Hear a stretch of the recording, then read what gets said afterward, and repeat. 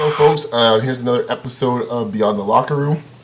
I'm your host, Brian Tull, and today I'm bringing in my boy Yves here because we're going to discuss a special episode, discuss UFC and some of the things that have gone down the last month or so in UFC. A lot of big shifts have happened, and I think, I thought, what? With that going on, I think the best person I know that could discuss this topic, a huge UFC fanboy, does a little sparring at the side of his own, once in a while, or pretty consistently, I should say, is Yves. So let's get into it, Yves. So UFC has got so many major stories happening at the moment.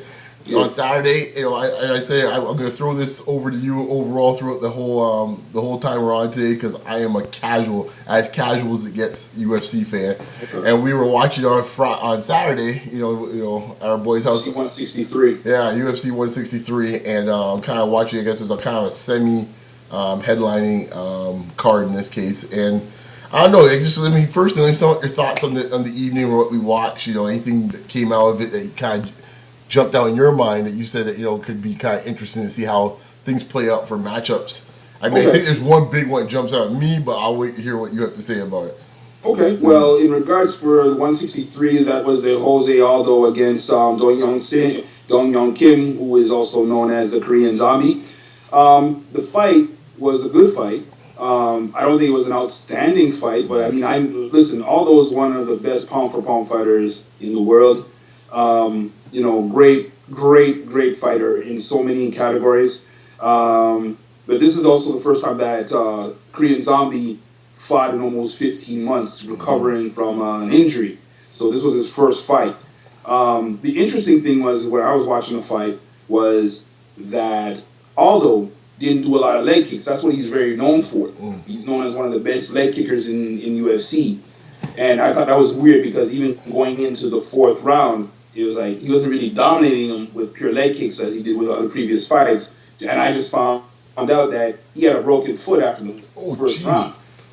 Damn. So he was fighting on a broken foot, right? So that's crazy in itself. Wow, a broken foot. Yeah. Okay.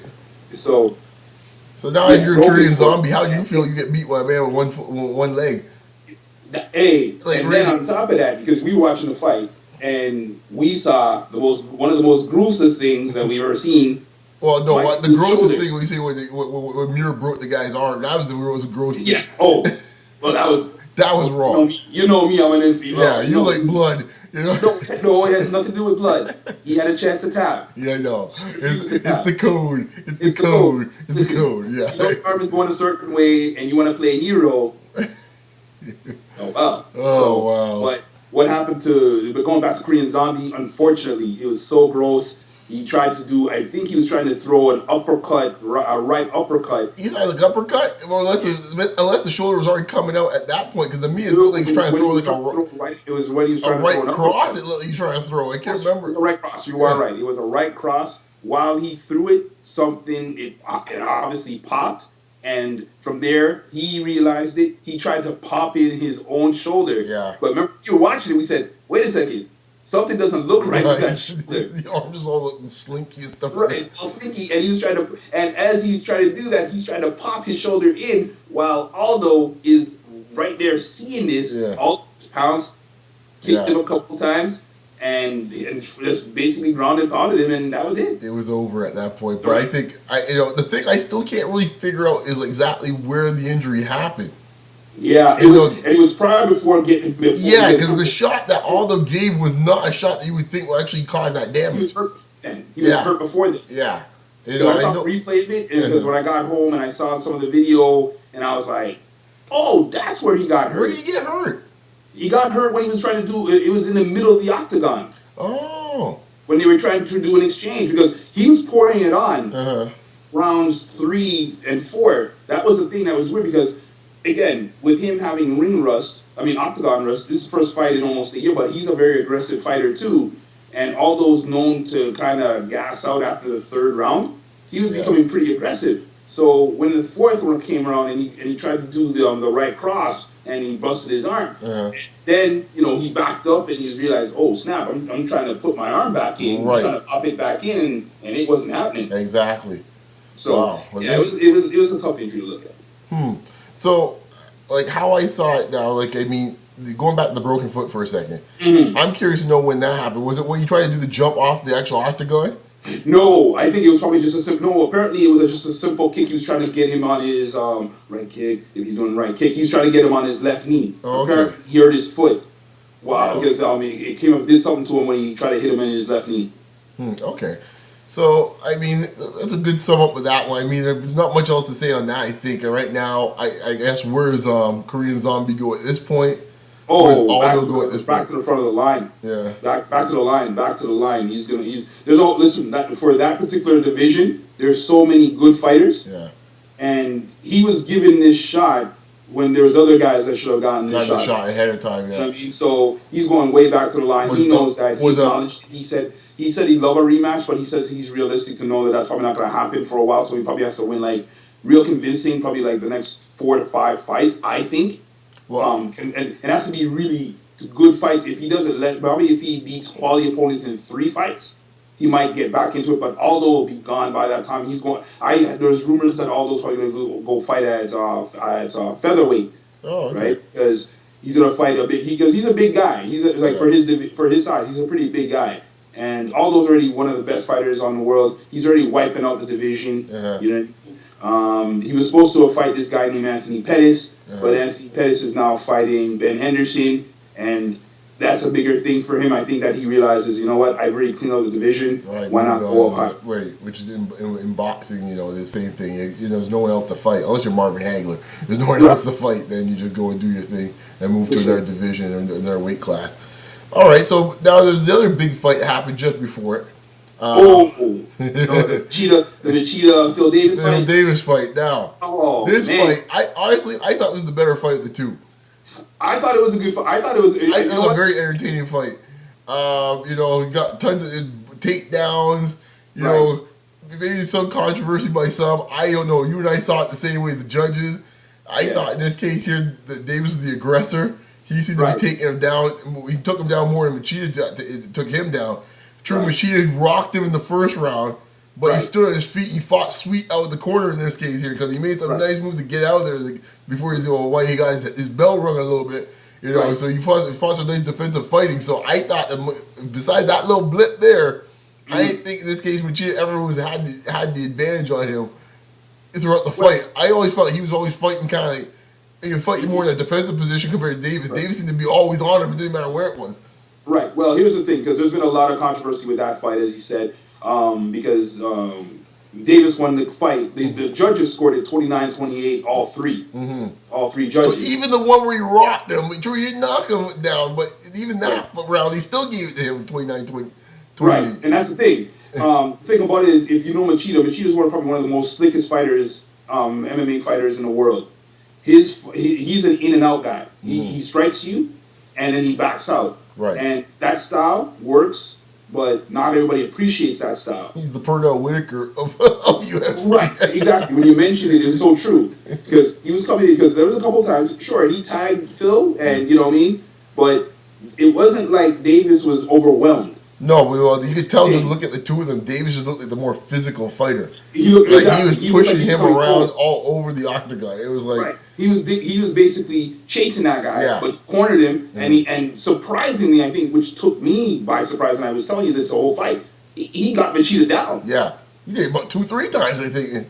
But you have to understand, Phil Davis is also one of the best known collegiate wrestlers. But MMA wrestling is different than regular freestyle wrestling. However, this guy, he's a magician on the ground too. But I always thought that, first of all, because I actually predicted Machida to win this fight by decision. Actually, because I said I can't see Phil Davis really getting a hold of Machida and letting him get down because Machida's just too slick. Right. But when we were watching the fight, he was getting him down every round. Right. The thing about it that also stood out, I think, to the judges in fairness, and I think that's probably the reason why Machida also lost that fight as well, was it was late in the rounds when Davis was getting him down. Right. Exactly. There's no time. Right. One was right at the bell, I think. I was like the first round. And we were stuck, and that was the first time. And I'm like, wow, he actually got him down like before the round was over, Right. and he got him down pretty hard. Right. It wasn't like he just tripped him. He took him and strung him and put him down and really worked him up. No, it's so, true. With that case, that being the outcome, Phil Davis was probably in the top 10. He probably moved somewhere to like number 7 or number 6 now. Machida, he was the number 1 contender for a long time, and the thing about it is he's refused fights when Dana White tried to call him out to get him to fight at other time because there was an opportunity. You remember that fight that Chael Sonnen took against Jones, and then Jones whipped his behind. Right. The first person that Dana White called was Machida. Machida said, "Oh no, I need more time to fight Jones because remember Jones choked him out and put that was the next fight after the broken arm in this case." Right. It was a 2-for-1 that night. It was a phenomenal night, though. Roger Center Rocky. I still never forget the little 14-year-old was behind it. He's like telling me, he tapped. And because the ref was on a bad angle, he couldn't see that pretty much he was out cold. And he sees the little 14-year-old like he's there banging the chair. He's like, he tapped. Stop. Stop.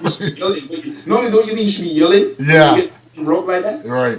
That was like, that one. But I'm talking about the one. I'm talking about Jones because he was up against the octagon, right? So the angle, the ref couldn't see. No, he got choked out. It's so true. And, so the kid. All I remember is the kid behind there was like the first row was like, "Oh, stop the fight!" He's going crazy because the ref couldn't see. Gross was the way that Jones just let him just drop and he fell face first, guy, right on the mat. Guys, like, damn. That's like some Python business, guy. But Jones is a bad boy, though. I think Jones is the best fighter in the world. Even if he fought Anderson, I think that he would have. I'm sorry. I think that he's young. Well, he's so strong. In his back.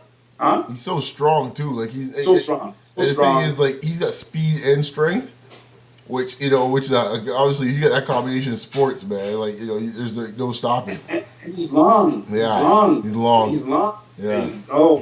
Listen. I'd be scared to even get an elbow from him because he probably is one of the most vicious elbow guys. I didn't call him Bones Jones for nothing, So that's what I'm saying because he cracks heads. He cracks heads, and the thing about it with Jones is like he distance wise, he's just crazy. The problem is with Jones though. Right now is that I'm starting to see this and I'm getting a little concerned.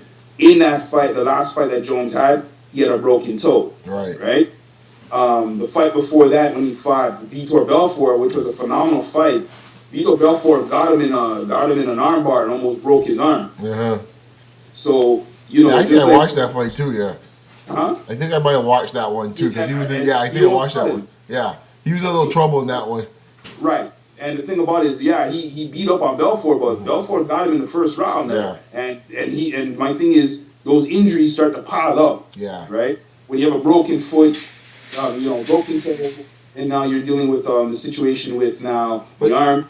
Well, here's the thing with him: as destructive as he is when it comes to finishing guys off, he doesn't finish dudes off quickly. You know what? Not like Silva. Probably not as champ. I probably give you that. Probably as champ. He doesn't do that. Yeah. But he does finish guys. He finishes guys, and when he does get you, it's like a massacre. I respect that. Yeah. Like he's not like George St-Pierre. Like it's by decision all the time. You 5 rounds, right? Right. And I'm thinking, right. But Silva, in my mind, was just from a finishing standpoint, he'll get guys out the first, second round. It's over. Oh yeah, it's a wrap. It's a wrap. But back to that Silva thing. Though. Yeah, let's get to Silva now because that's the other big story that happened the last couple of months now. Yeah, Silva Weidman. Yeah. On July 7th, obviously, we know that Anderson Silva, after almost 7 years of dominance, finally got tagged. Got tagged, and tagged good too. Got tagged. And the thing about it, you have to understand, it's a combination of things. Number one, you can't beat Father Time. Yeah. Father Time has never been beaten. Secondly... Well, okay, hold on. Let me challenge you on that point a little bit. Because did you really see this coming before he actually got knocked out? Because before this, the only fight anyone giving trouble was who, Big Mouth himself. Right. And then he dealt with Chael. And he dealt with him cruelly the second time around. So there was nothing that gave any indication that, his skills were regressing or anything like that. Right. So was it just a lucky punch or lucky setup, or was it? I think it was okay. This is me, bro. Because what made this very interesting? Like I chose Silva to win the fight. I said after the third round, out of respect the fact that Silva is one of those guys. He figures a dude out, and then he's really going to come up and deal with the situation. But he likes to play around a lot, right? Yeah. That's Anderson Silva. That's the way it has always been. Now, the difference, like the only thing that was weird for me, when I look at it in retrospect, is that you had a majority of the top UFC fighters all said Weidman will win this fight, which was odd to me. Right. And I thought, just because the fact that all those guys were saying stuff, like, all the UFC fighters, this is what I'm talking about, the guys who have fought, trained, sparred with these guys. They said, Weidman has the skill. I said... But what particular skill was that in this case? Oh, the skill is very simple. Weidman is, he has a great top game. The wrestling is, like, he's a better, they say that his wrestling is crazy. It's very good wrestling. But also as well, his boxing and his jiu-jitsu game, just on par. And to let you finish your point, but this led to another discussion we had about, and we'll get into a little bit more about boxing and how that seems to be taking over as a strategy in this case. From a lot of guys are employing this strategy more and more. It seems like. But finish your point here about the matchup though. Yeah, the matchup, because basically everybody always says that if you're going to get Anderson Silva, you don't want to strike with Anderson Silva because you got to get him on the ground. Right. And that seems to be an apparent weakness they think that can be used against him. Boy, yeah. So when Sun, because they basically the Sun and game plan is what worked. So they said Weidman has the wrestling, Weidman also has the striking, and he also has the jiu-jitsu game, which is very important. Now, but irony is he didn't need any of those. Right, he didn't need it, and even when he tried it, he got Anderson down in the first round, but he was in trouble.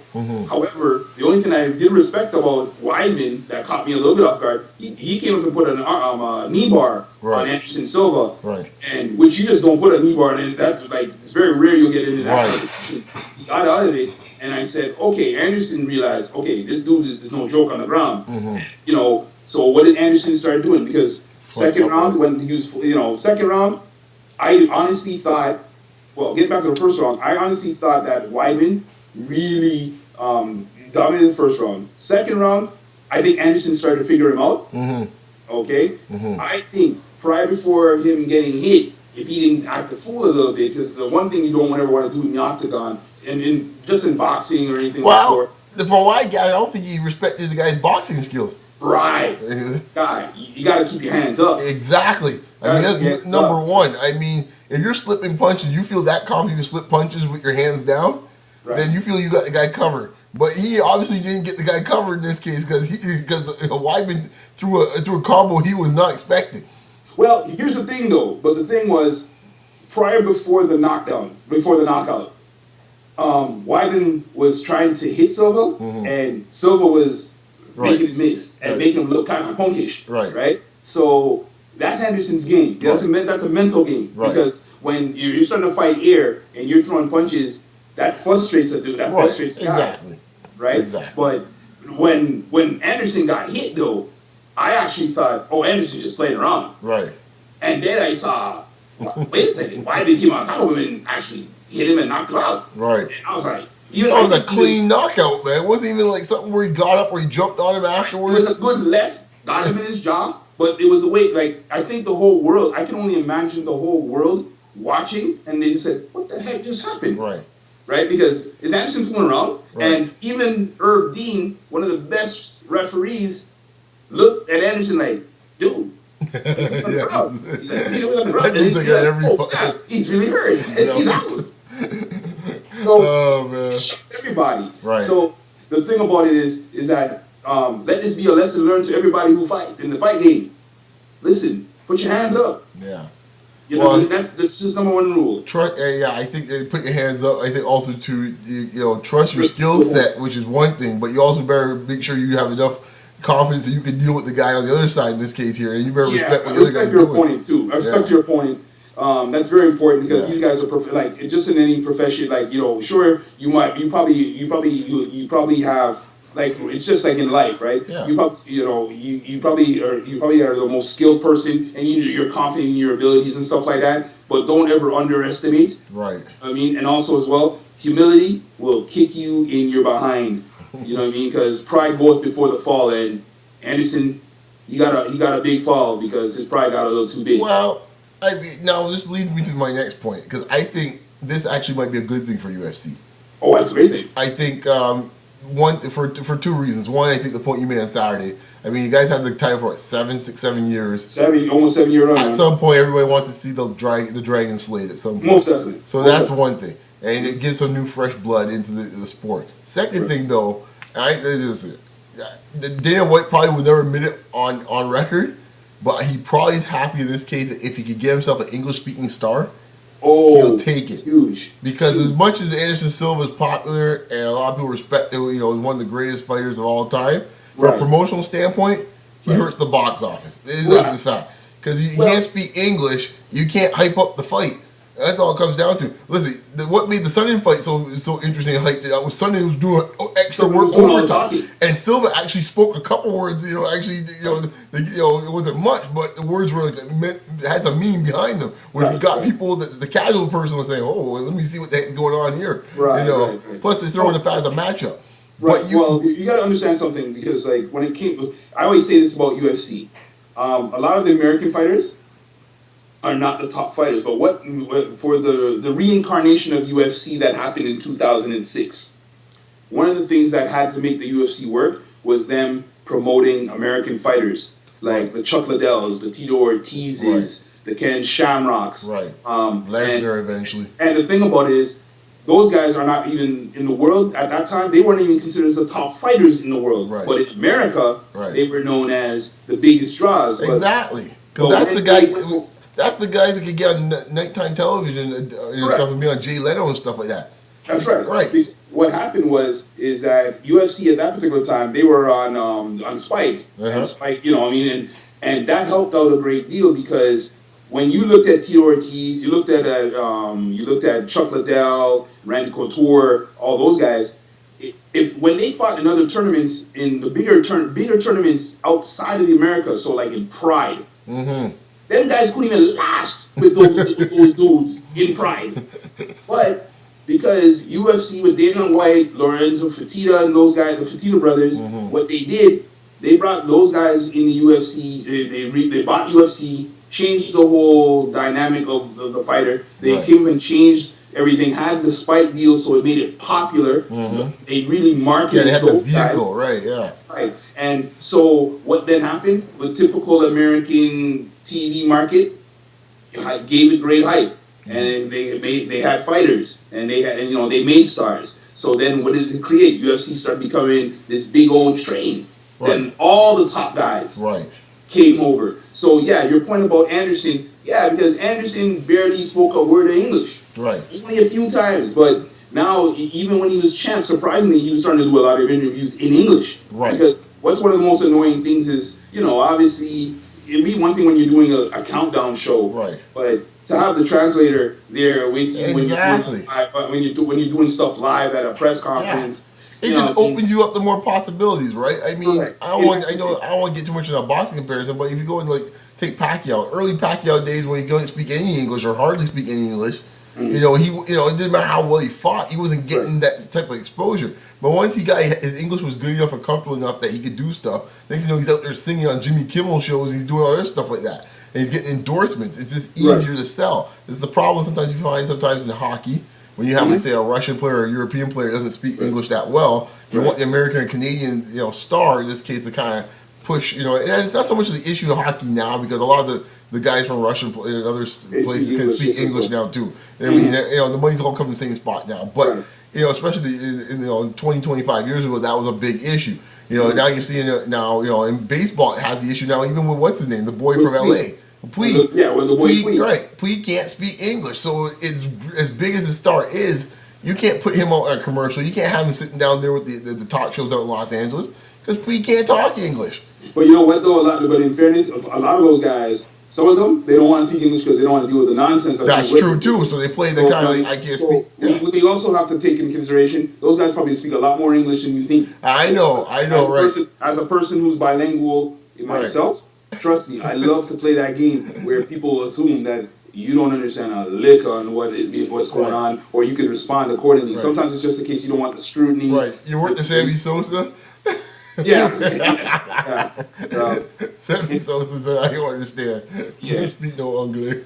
Yeah, I speak no English. Yeah, but you know beaucoup dinero when you're paid. Right. You know what a cinco is. That's still one of the funniest things I remember for that whole thing. I was like, when he was at the conference and he's it was Congress. Yeah, before Congress, I'm going, Negro, you have people. You speak English well all the time. Exactly. This guy's on talk shows left, right, and center. What are you talking about, guys? What you need a translator for? Oh, jeez, that was classic. Anyways, man, let's not get too off topic, but for sure.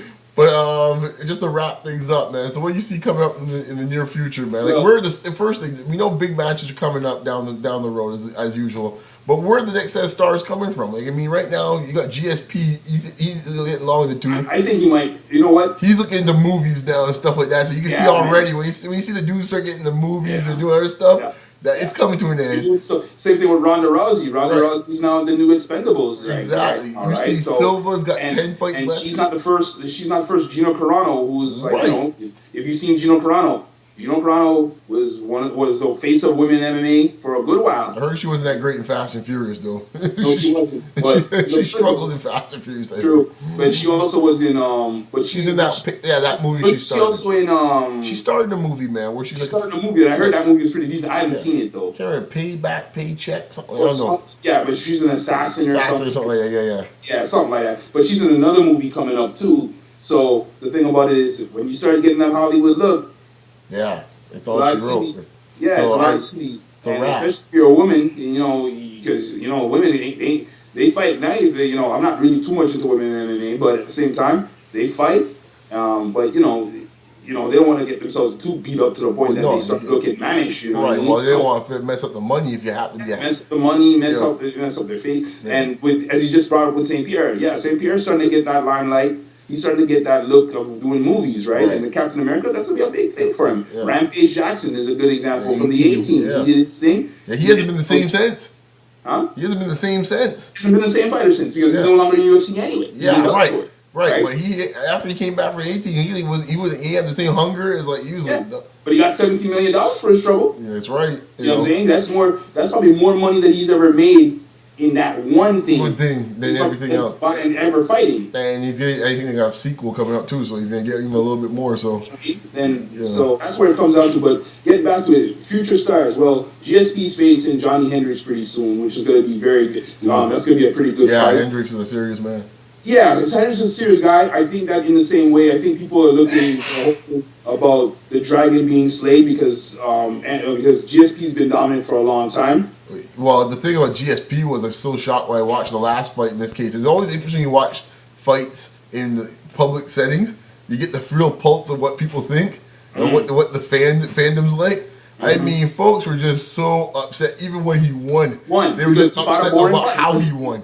Yeah. It was like it was just, and these are. I mean, here he is. We're in Canada in this case. Right. And people are tired of his style. Yeah.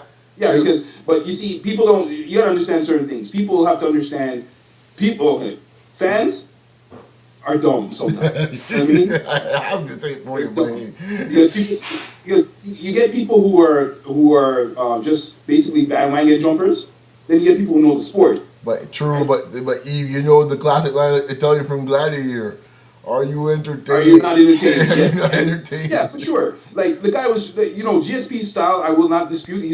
It can wear on you because, listen, there's sometimes you're thinking, dude, just finish a dude off. You don't have to take him through the whole fight. Mm-hmm. You know what I mean? That's what made Mike Tyson so great. Mm-hmm. The buzz was Tyson did not get paid for the hour. Right. You know what I'm saying? Exactly. You know what I mean? He came and did his job, and that's the same thing with Jones a little bit. Mm-hmm. Jones at least he'll finish a dude. But it's finished in spectacular fashion. Right, and that's the thing. Yeah. So people like finishes. Now with St-Pierre, I think St-Pierre is probably going to be in a lot of trouble with Hendricks. Reason being because St-Pierre, since he's come back from his injury, he's been getting tagged. Yes. And Hendricks, Yes. all Hendricks has to do is just touch him. He was impressive in that last one too, because he was in the undercard. He was impressive. That was one of the best fight. That was the best fight of the night. Against Condit, yeah, but you know what though? I actually thought Condit won that fight. It was a close fight. Yeah, it was something. But I actually thought Condit won that fight. I never watched a fight where you see like two men hating each other so bad. They had like someone lost money on the other guy. Like they had like a passion for each other, guy. Like I don't know what was going on in that fight, but. What are you talking about with Condit and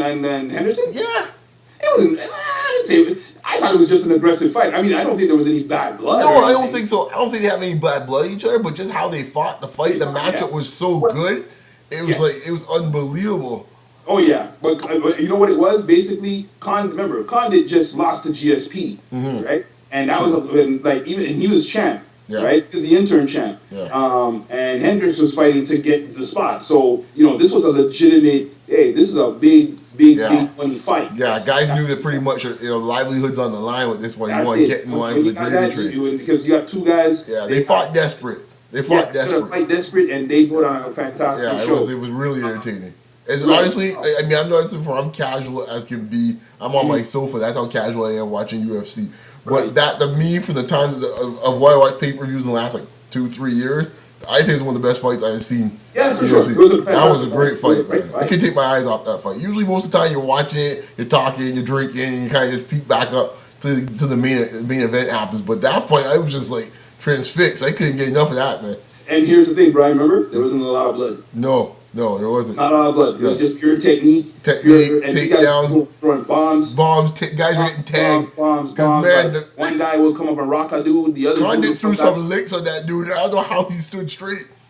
Even Hendricks said that, because Hendricks said by the time the third round came, my hand was hurt because I was hitting him with his left. And Hendricks has a crazy left hand, and he said I was putting everything on that hand. And but his jaw was something else, dude. Oh. That jaw was like granite, guy, because he took some shots in the middle of the ring where it's like, no, I should knock out a mule. That's what he was saying too. So that was a phenomenal fight, and I think the minute that Hendricks won that fight, I said, you know what, I'm going, because I thought Condit, if he ever had a rematch with St-Pierre, would probably actually know what to do. But with Hendricks just needs to give you one touch, just like the Holy Ghost. Just give you one touch.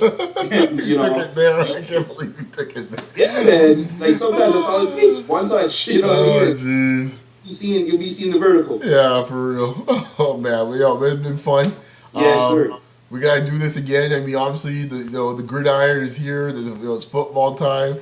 When I'm watching the CFL right now, just to entertain me, and I know you're just thirsty for football, man. I have to watch the CFL just to come and appease my time until the NFL. That's why I had to text you last night when you saw the Dallas Miami game.